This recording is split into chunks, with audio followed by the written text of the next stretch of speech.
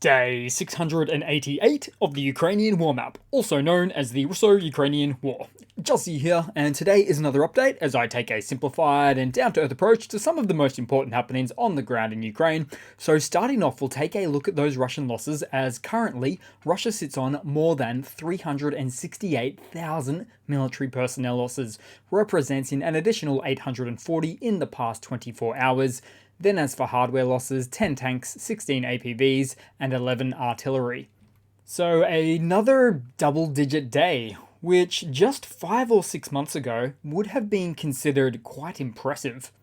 And these figures largely result from Russia's stepped-up attacks in multiple regions, compounded by Ukraine's increasing overall prowess in terms of training, technology, and munitions availabilities. Then we'll head across to the map into Russia today, where the big freeze continues, as heating failures across Russia have been sparking outrage. And I do mean across Russia, with many regions throughout the more developed portions of the country experiencing these issues now. For instance, on the streets of Moscow, they were dealing with street flooding from a burst water main. Then also in Krasnogorsk, a northwestern suburb of Moscow City, there was an apartment flooding shown here from more burst mains that honestly make you feel reminiscent of that Jack and Rose scene from Titanic. Then into the Novosibirsk Oblast of central Russia, some cities are without electricity and heat, as more burst water mains coming from the central district heating plants is making for a lot of hot water spilled out onto the roads and therefore a lot of steam as it makes contact with the harsh cold climate of the winter. And as you'll see here, it's really an ongoing day and night issue for the oblast. And when you see steamy hot water in the streets, you can anticipate a lack of central heating in the street, suburb, or district. It's no wonder Russians are dying to move to Ukraine. And by moving to Ukraine, I mean invading for a more hospitable lands. And by dying, I mean, well, you know what I mean. And this type of footage is a pretty clean example of what's happening here, with bursting 50-year-old unmaintained Soviet pipe infrastructure, which cracks under pressure as temperatures plummet. And just like military corruption in Russia, local government corruption puts a hamper on upgrades and maintenance, which is only exacerbated by the fact of when you send your salt-of-the-earth blue-collar maintenance workers off to die in something called an SMO. And think about it, Russian infrastructure has not yet even been hit by anything from Ukraine. What a truly vulnerable society. Then also, reportedly a Russian Navy captain succumbed to the harshness of the cold up in St. Petersburg when he was left without heating for 10 days due to repair work not being carried out in a timely manner. So what's Putin doing about all of this? Well, apart from Putin going on unrelated tours of watching cucumbers and tomatoes grow indoors, it looks like he got his Minister of Emergency Services to ensure the public that it's all going to be okay and that issues will be resolved very quickly. In other words, the Russian state government tells the Russian state media to put out a Russian propaganda news piece to state the Russian narrative that 99.9% of people will be fine. And if you happen to be affected still, then you are just part of that very unlucky 0.01% of the population, and thus Russia still strong. Wasn't that easy? A news article to fix Russian problems. But that was 3 days ago, because since then it appears issues have escalated, with reportedly the need for Moscow needing to introduce scheduled power outages for up to 12 hours a day for 2.5 months. And if true, then the karmic irony is pretty incredible.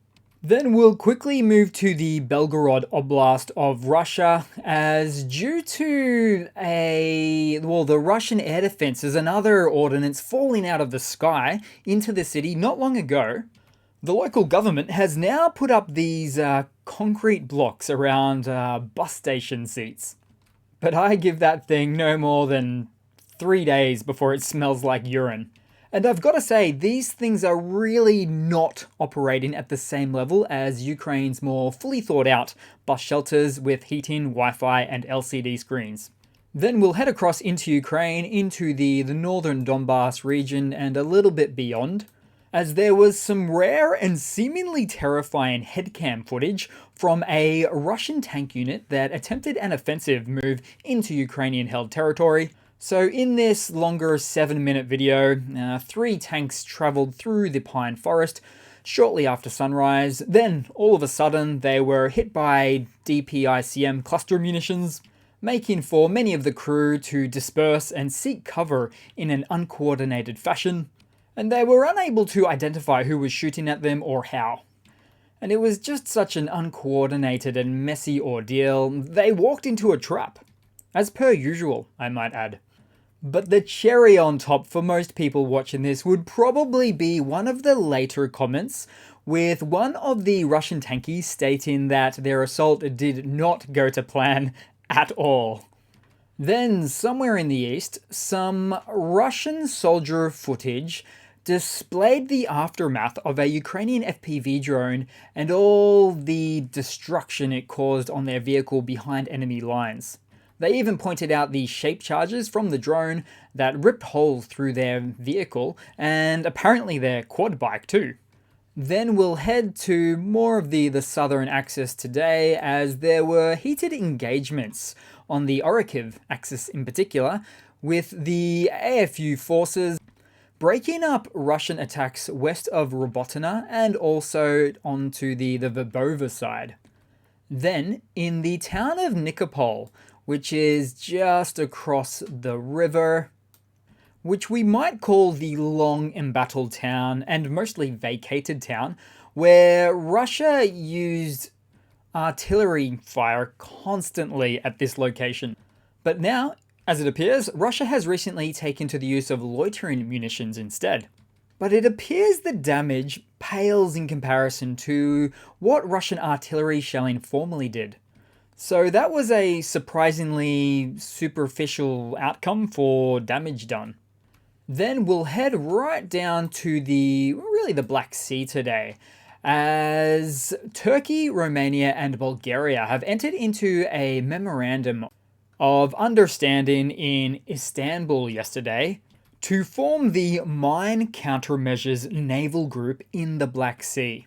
This collaboration aims to ensure the safety of grain shipments from Ukraine, a priority given the recent incidents where several civilian and naval ships encountered sea mines in the region.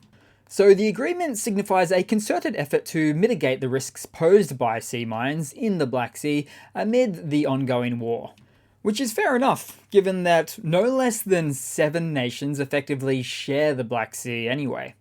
Then, headed across to some news for today. So, a new UK aid package just dropped, with British PM Rishi Sunak visiting Ukraine and announcing a £2.5 billion package that will provide Ukraine with long-range missiles and air defences, among other things. Oh, and alongside the UK reconfirming its continued support for Ukraine. Then, also, Latvia announced a new military aid package to Ukraine, which will include howitzers, ammunition, anti-tank weapons, all-terrain vehicles, communication devices, drones, helicopters, and other equipment. Of course, Latvia has been one of the largest providers of aid to Ukraine, as measured by a percentage of GDP, which is fair enough considering when you take a look at the map from a purely geographical perspective. Latvia is somewhat nestled there between Russia and Belarus, making it one of the next countries that Russia would choose to invade. And yes, Latvia is within NATO, but who knows what unpredictably unintelligent decisions Russia would choose to make. And that's really the clear characteristic of Russia that we see these days, sort of an act first, think later attitude. Then moving across to some Russian hardware news updates. So someone in the Russian army seemed to piece together 3 122mm Soviet artillery shells of Soviet size with different origins. And going from left to right, the first is Iranian, the second is North Korean, and the third Russian. With the North Korean shell in the middle clearly showing itself to be a little bit worse for wear, which we already know has been dangerous and destructive to the Russian 122mm Soviet barrels that they use. So it's a shame for the Russian army that these are the ones that are in greatest supply. Then headed across to some other news. So sanctions on Russia for spare parts on Boeing and Airbus planes, Western airline planes, for instance, has caused yet another example of forcing Russia to keep in service planes such as the Antonov AN-24. And this old chestnut, which debuted in Soviet Russia back in 1959, was in fact seeking retirement now due to the incredibly aging and technologically unadvanced fleet. But instead, it now comprises part of the new and upcoming Russia. Then in some other news, with the Russian labour market short of around 4.8 million workers as per 2023 statistics, it appears Russia is renewing enthusiasm for getting 40 million pensioners to fill the gaps of the labour market. They're also looking to significantly ease child labour laws too. But as for those 40 million odd pensioners, well, it's really said to be about 32 million non-working pensioners, with probably a very significant portion of them disabled, drunk, or both. Not to mention a good portion of them in their really real twilight years.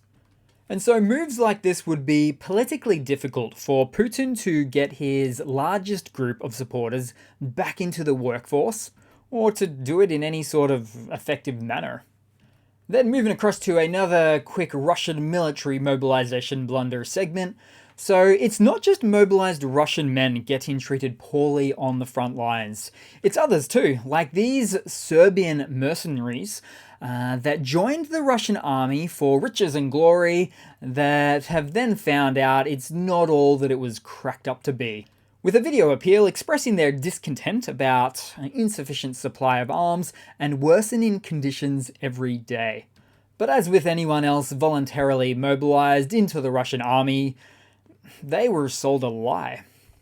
Then moving on to something a bit lighter, so we saw some footage of Captain Jack Sparrow, who, unlike the Serbians, is clearly dealing with some pretty high morale. Savvy? Then moving across to a quick funny to round it all off today, guys. So Putin has picked up the comedy microphone once again to state that the Russian economy is now the biggest in Europe, even overtaking that of Germany. Well, that escalated quickly. And in this instance, he was really skewing the figures and not providing any proper context for these bold claims. And yet, the war in Ukraine has clearly had a significantly negative impact on the Russian economy, which has led to things like rapidly increasing expenditures for Russia, a depreciating ruble, rise in inflation, a tight labour market due to the loss of workers, not to mention becoming the most economically sanctioned country on earth. But hey, this guy is Russia's biggest cheerleader right now, so he'll frame anything in a very warm light. So that's it for today, guys. Thanks again for watching. If you're willing, keep up the likes and comments. Thanks for all of the support, and I do hope to see all of you guys there in the next one. Cheers!